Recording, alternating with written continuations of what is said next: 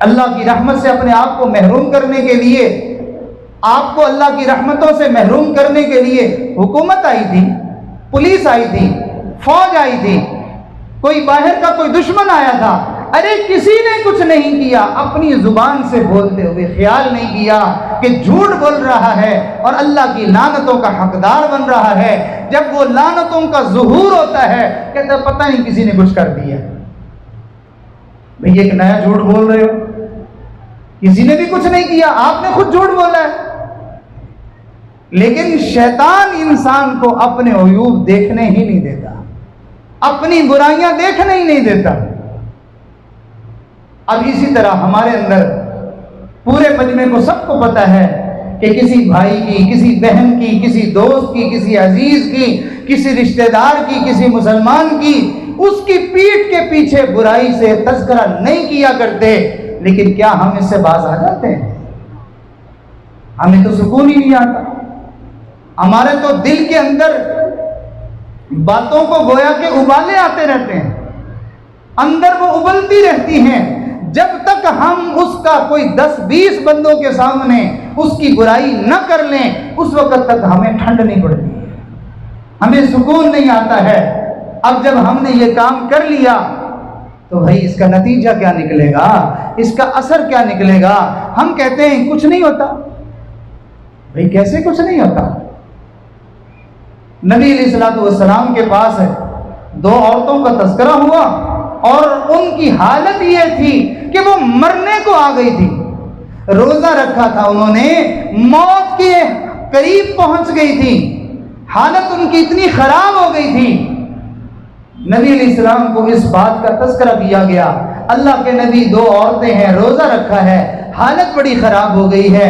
آپ نے ان کو بلوایا اور آپ نے ارشاد فرمایا کہ 2 پیالے لائے جائیں، پیالے لائے گئے، دونوں عورتوں کو دے دیے گئے، اور میرے آقا نے ارشاد فرمایا کہ تم دونوں عورتیں اس پیالے کے اندر طے کرو۔ اللہ کے نبی بھوک سے پہلے ہی مرنے کے قریب ہو چکی ہیں، اگر ان کے پیٹ میں کچھ ہوتا، کوئی کھایا ہوا، تو یہ پھر ایسی حالت ہی کیا ہوتی، یہ کہہ کیا کریں گے، اندر سے کیا نکلے گا؟ آپ نے ارشاد فرمایا نہیں، کہہ کرو تم۔ چنانچہ انہوں نے کہہ کی، انگلیاں ماری اندر حلق میں۔ اب جو ان کو کہہ آئی تو سب جہان والوں نے کیا دیکھا کہ اس پیالے کے اندر تازہ گوشت اور خون کے ٹکڑے باہر آئے۔ نبی علیہ السلام نے اپنی امت کے اوپر احسان فرمایا، نبی علیہ السلام نے اپنی امت کے اوپر شفقت فرمائی اور کمال احسان کر دیا۔ میرے آقا صرف فرما دیتے تو کافی تھا، لیکن اللہ کے نبی نے اس معاملے کو امت کے سامنے کھول کے واضح کر دیا۔ دیکھو، غیبت کرو گے تم مرنے کے قریب ہو جاؤ گے۔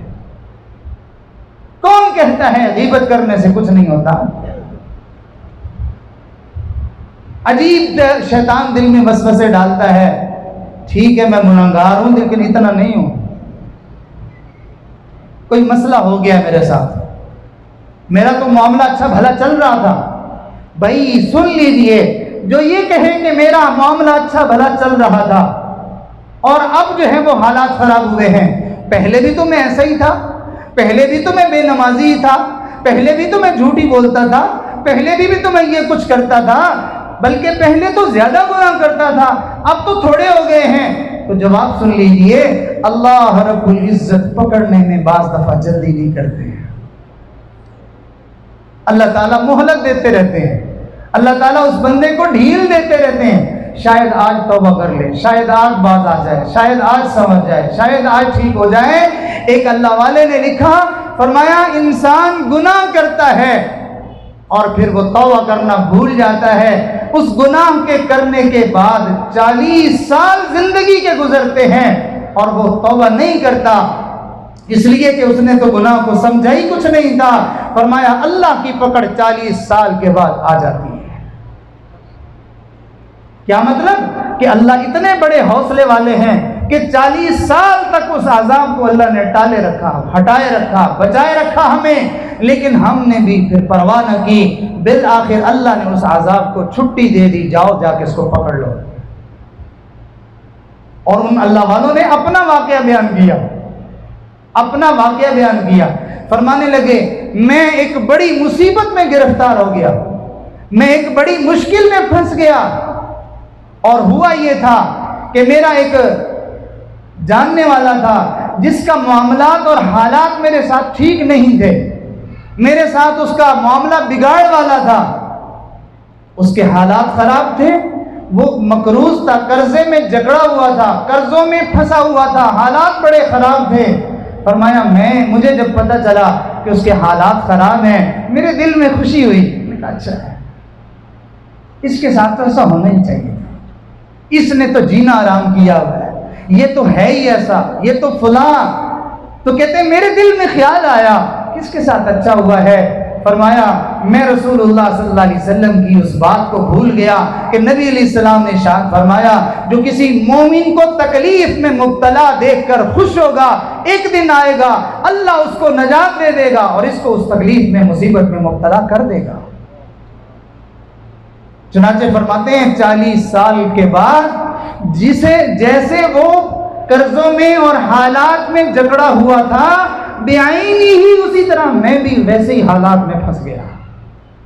اب آپ سوچئے ہم کتنے رشتہ داروں کو دیکھ کے تکلیف میں خوش ہوتے ہیں، ہم کتنے مسلمانوں کو تکلیف میں دیکھ کے خوش ہوتے ہیں، بلکہ عجیب بات ہے ہم دوسروں کو تکلیف میں دیکھ کر ہم اپنی ولایت کے معتقد ہو جاتے ہیں۔ ہاں ہم بڑے بزرگ ہیں، ہم بڑے نیک لوگ ہیں، ہم بڑے اچھے ہیں، دیکھو ہمارے ساتھ کیا نا اب مزہ ہے، ہم تو اللہ کے نیک بندے، ہمارے ساتھ ایسا کیا، دیکھو اب پکڑ میں آ گیا۔ ایسی ولایت سے اللہ کی پناہ کہ جو دوسروں کو تکلیف میں مبتلا کر دے۔ ایک بزرگ کے بارے میں آتا ہے کہ بڑے اللہ والے تھے، ان سے کسی نے، ان کے ہاتھ میں تھیلا تھا، اس میں انہوں نے اپنا سامان رکھا ہوا تھا، پیسے اور کچھ ضروری سامان تھا، تو وہ جا رہے تھے، ایک چور آیا اور اس نے ان سے جھپٹا مارا اور چھین کے بھاگنے لگا۔ جیسے ہی وہ بھاگنے لگا اس کو چکر آیا اور اس کی بینائی چلی گئی، اب وہ کھڑا ہو کے وہیں پہ رونے لگا، چیخنے لگا کہ اس نے مجھے بد دعا دے دی، اس نے میرے ساتھ ایسا کر دیا۔ لوگ آئے، انہوں نے سامان پکڑ کے واپس بزرگوں کو دیا اور ساتھ کہنے لگے اللہ والو آپ نے جو ہے اتنا بڑا معاملہ کر دیا، اتنی سخت بد دعا دے دی کہ اس غریب نے چلو 4 ٹکے ہی چھینے تھے تو آپ اس کو کوئی اور سزا دلوا دیتے، اس کی تو بنائی ہی چلی گئی۔ وہ اللہ والے فرمانے لگے اللہ کی قسم میں نے ایسا نہیں کیا، میں تو اس کے بارے میں تکلیف کے بارے میں کبھی سوچ بھی نہیں سکتا، جیسے ہی اس نے مجھ سے چھینا تھا اور یہ بھاگا تھا میں نے تو اسی لمحے اس کو اللہ کے لیے معاف کر دیا تھا۔ یہ تو معاملہ اللہ کا ہے کہ اللہ کو یہ بات برداشت نہیں ہوئی ہے، لہذا ہمیں کسی نے ستایا ہے، ہمیں کسی نے تکلیف دی ہے، ہمیں کسی نے دکھ پہنچایا ہے، ہم اپنی بزرگیاں نہ ظاہر کریں بلکہ اللہ کے لیے اس کو معاف کریں اور معاملہ اللہ کے سپرد کر دیں۔ اللہ چاہے تو اس کو پکڑ لے، اللہ چاہے تو اس کو آزاد کر دے، لیکن یاد رکھنا آپ جو معاف کریں گے اللہ تعالیٰ اس کا بدلہ بہترین آپ کو جو ہے وہ عطا فرمائیں گے۔ اللہ تعالیٰ نے ارشاد فرمایا وَبَشِّرِ الصَّابِرِينَ، بشارت ہے، خوشخبری ہے، کس کے لیے؟ فرمایا صبر کرنے والوں کے لیے۔ یہ صبر بڑی عجیب چیز ہے۔ ایک جگہ پر ارشاد فرمایا یا ایھا الذین آمنوا، یا ایھا الذین آمنوا استعینوا بالصبر والصلاۃ، اے ایمان والو تم اللہ کی مدد طلب کرو۔ اللہ کیسے کریں؟ فرمایا صبر کر لو، صبر کے ساتھ، نماز کے ساتھ میری طلب، میری مدد یوں دوڑتی چلی آتی ہے۔ چنانچہ ایک بزرگ تھے، ان کو کسی نے تکلیف پہنچائی تھی، بہت اذیت دی تھی، انہوں نے مسئلہ بیان کیا تھا۔ اللہ والے ان کا اس میں کیا عمل دخل ہے؟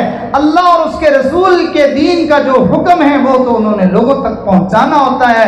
چنانچہ انہوں نے لوگوں کو مسئلہ بیان کیا، فرمایا کہ جب کوئی عورت بیوہ ہو جائے، مطلقہ ہو جائے، تو تم اس کو گھر میں بٹھا کے اس کی زندگی نہ گلا دیا کرو، بلکہ تم اس کا کسی مناسب جگہ پر رشتہ کر دیا کرو۔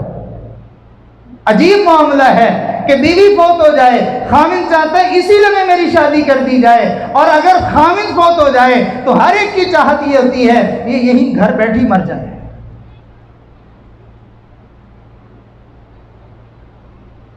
تو انہوں نے یہ مسئلہ بیان کیا کہ کہا بیوہ عورت ہو، مطلقہ ہو، تو تم اس کا نکاح کر دو کسی جگہ۔ اب وہ مخالف تھا، دشمن تھا، تکلیف دینے کی اس نے پہلے ہی ٹھانی ہوئی تھی، کوئی بات تلاش میں تھا کہ کوئی ہاتھ میں آئے صحیح۔ جب حضرت نے یہ مسئلہ بیان کیا تو وہ کچھ دنوں کے بعد حضرت کے گھر میں آ ٹپکا اور آ کر کہنے لگا کہ جی آپ نے مسئلہ بیان کیا ہے کہ بیوہ عورت ہو جائے، اس کا خامن فوت ہو جائے تو اس کا نکاح کر دیا جائے۔ فرمایا ہاں اللہ کے دین کا مسئلہ یہی ہے۔ تو کہنے لگا آپ کی والدہ بیوہ ہیں تو پھر آپ ان کا نکاح میرے ساتھ کر دیں۔ اور حضرت کی والدہ کی عمر اس وقت 90 سال تھی۔ اب ان کا صبر دیکھیں۔ فرمایا بھائی کہ میری والدہ عاقلہ ہیں، بالغہ ہیں، بڑی عمر کی ہیں، چھوٹی بچی تو نہیں ہے، بڑی عمر کی ہیں، اور شریعت کا مسئلہ یہ ہے کہ عورت اگر بڑی عمر کی ہو تو اس کے نکاح کے حوالے سے اس سے بات پوچھی جائے کہ اس کی آمادگی ہے، وہ اس معاملے میں راضی ہے۔ تو حضرت نے کوئی بات نہیں کی، فرمایا میں اپنی والدہ سے پوچھ کے آتا ہوں۔ کیا صبر ہے۔ اٹھے اور گھر گئے، ابھی واپس نہیں لوٹے تھے تو اس بندے کے پیٹ میں درد اٹھا اور وہ تڑپ تڑپ کے حضرت کے واپس پہنچنے سے وہیں پہلے مر چکا تھا۔ وہ بزرگ فرمانے لگے میرے صبر نے ایک بندے کی جان لے لی ہے۔ یہ نہیں کہا میری بزرگی نے اس کو مار دیا، کہا میرے صبر نے ایک بندے کی جان لے لی ہے۔ تو ہم صبر کر کے تو دیکھیں، ہم تو اللہ سے پہلے ہم جلدی سے اس سے بدلہ لینا چاہتے ہیں۔ تو بہرحال میں یہ عرض کر رہا تھا ہمیں بہت ساری باتوں کا پتہ ہے، لیکن جانتے بوجھتے ہوئے ہم اپنے آپ کو سدھارنا نہیں چاہتے۔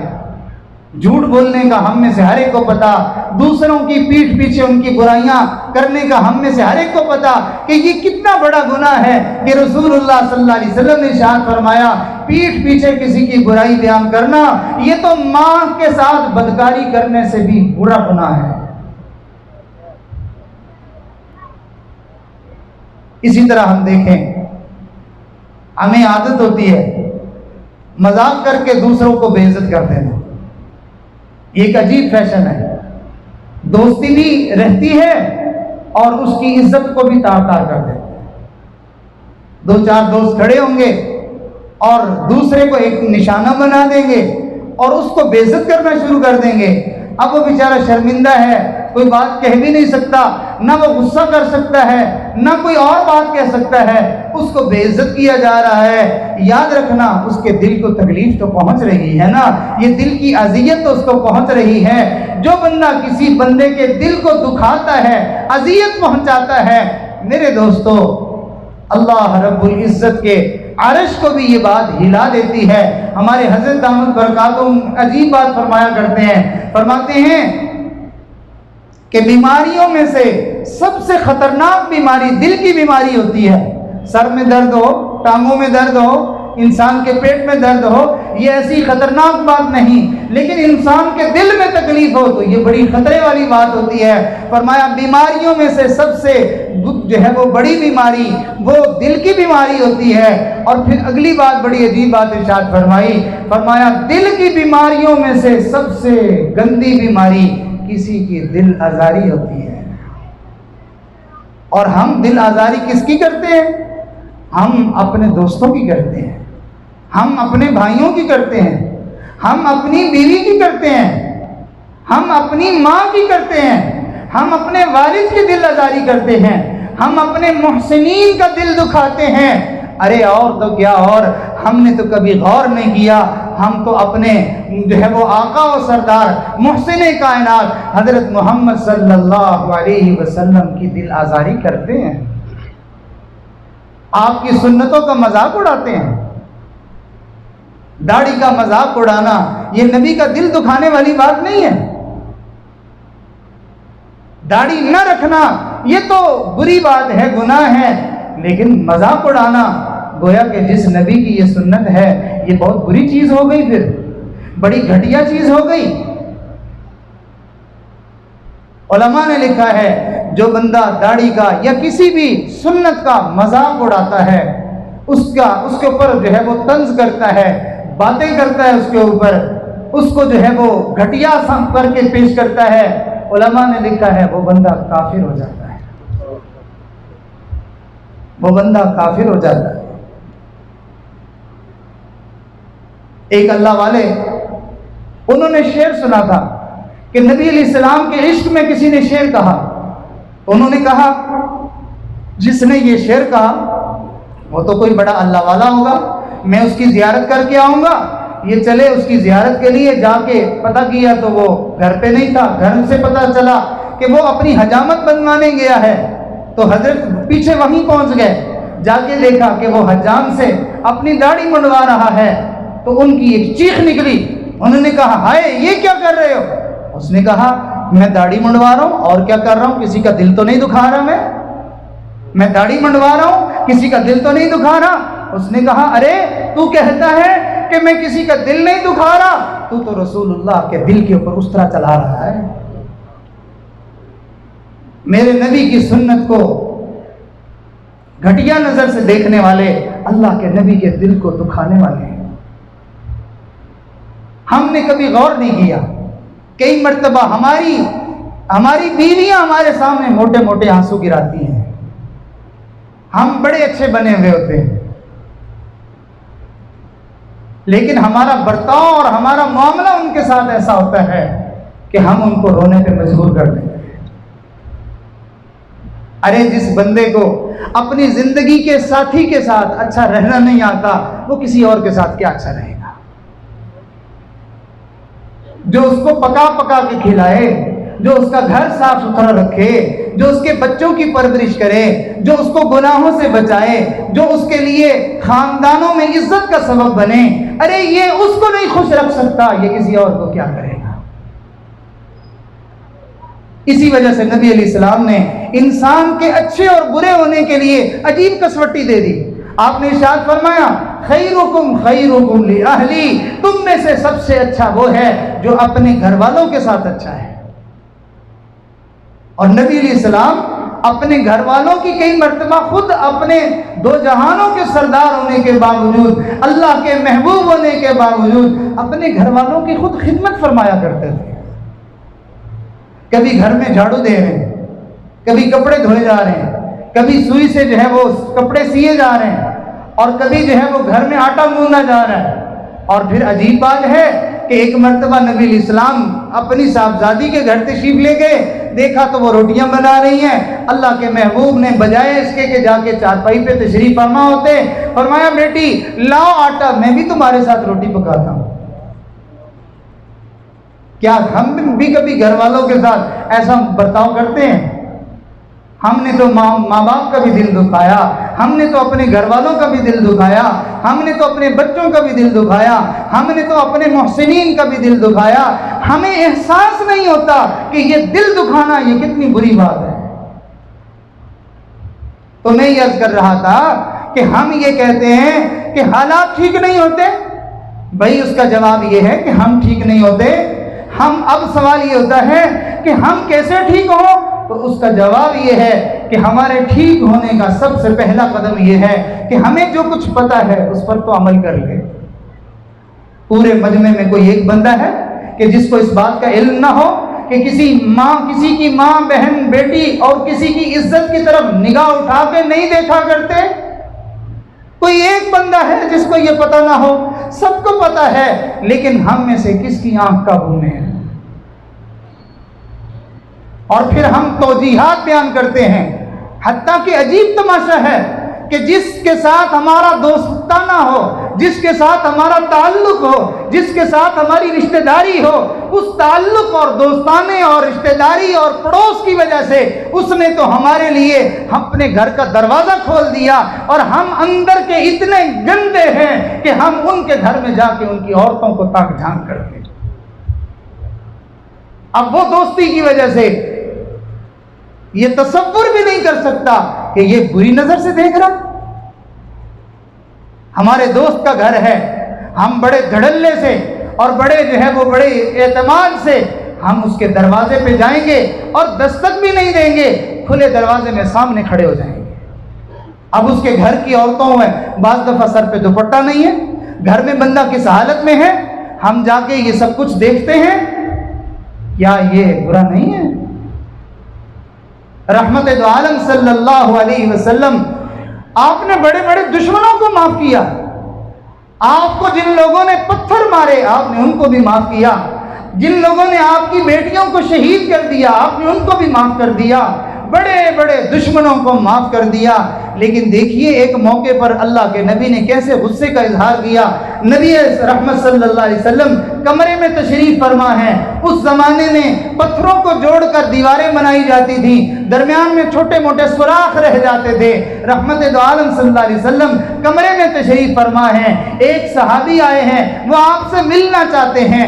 آپ سمجھتے ہیں کہ کسی صحابی کی نعوذ باللہ کوئی بری نیت تو نہیں ہو سکتی، کوئی برا ارادہ تو نہیں ہو سکتا، کوئی اس کا غلط وہ مقصد تو نہیں ہو سکتا، وہ تو صرف اس لیے ہی دیکھے گا نا کہ اللہ کے نبی جاگ رہے ہیں یا آرام کر رہے ہیں یا کس حال میں ہیں، اگر وہ فرصت میں ہیں تو میں جا کے زیارت کر لوں، میں ملاقات کر لوں، یہی ارادہ ہو سکتا ہے، اور کیا ارادہ ہوگا؟ چنانچہ صحابی وہ اس سوراخ سے جھانکتے ہیں، جس لمحے وہ جھانکتے ہیں رسول اللہ صلی اللہ علیہ وسلم کی نگاہ نبوت پڑ گئی ہے۔ نبی علیہ السلام اس وقت آپ کے ہاتھ میں سرمچو تھا، آنکھ میں سرما ڈالنے والا سرمچو وہ آپ کے ہاتھ میں تھا۔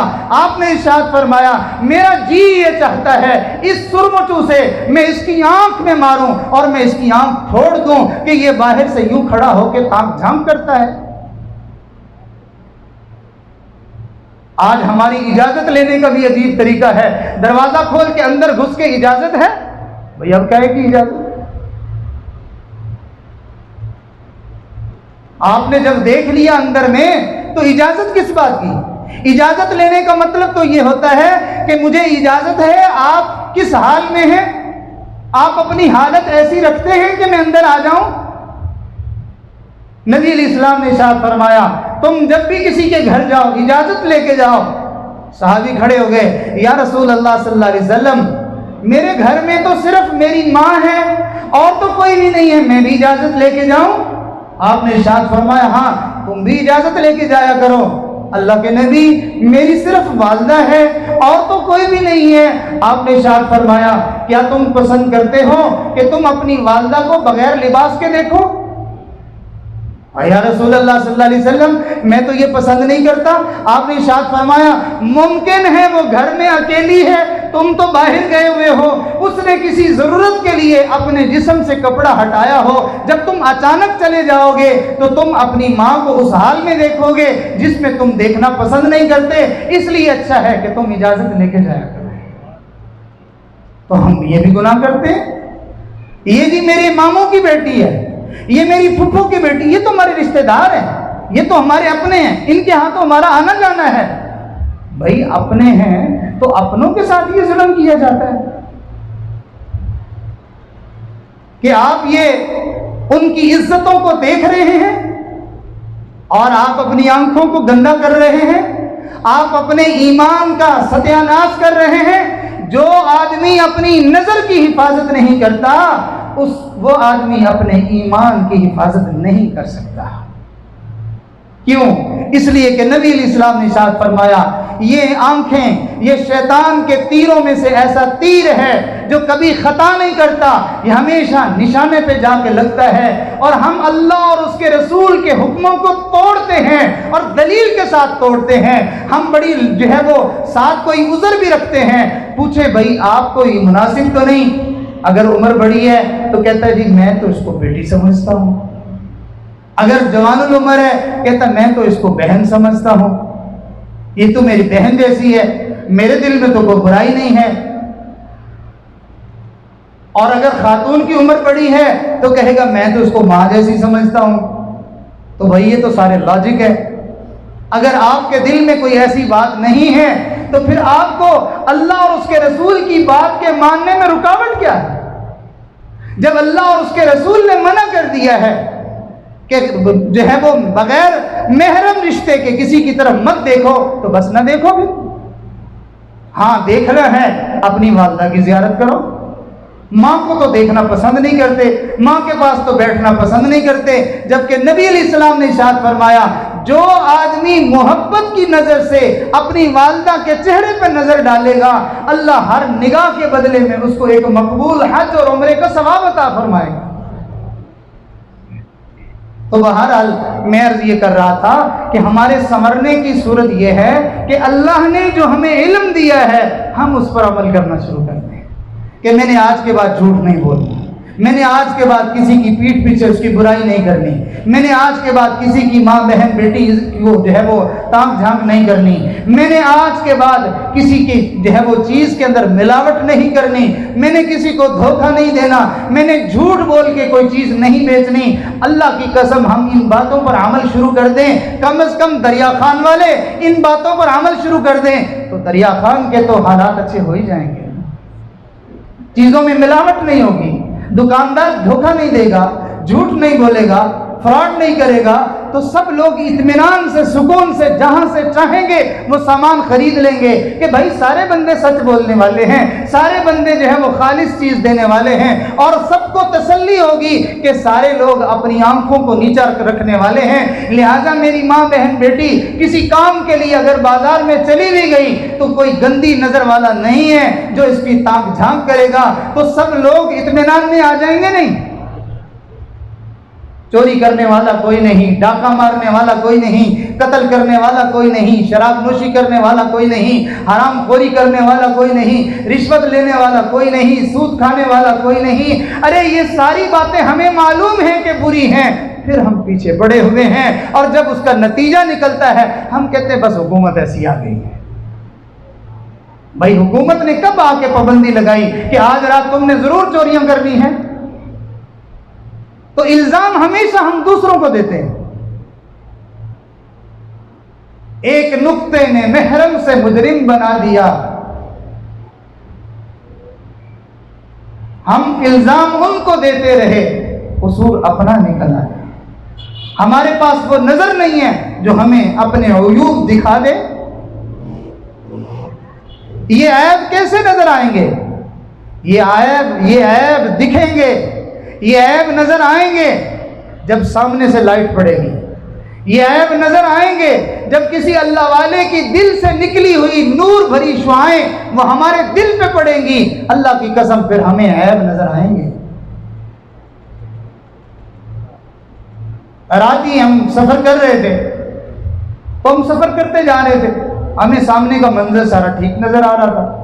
ایک جگہ پہ ایسا ہوا کہ سامنے گاڑی آئی، اب اس کی پوری لائٹیں جو ہیں وہ ہماری گاڑی کے اسکرین کے اوپر پڑی، تو میں سامنے سے کچھ بھی نظر نہیں آ رہا تھا، ہاں یہ نظر آ رہا تھا کہ سارا شیشہ مٹی سے بھرا ہوا ہے۔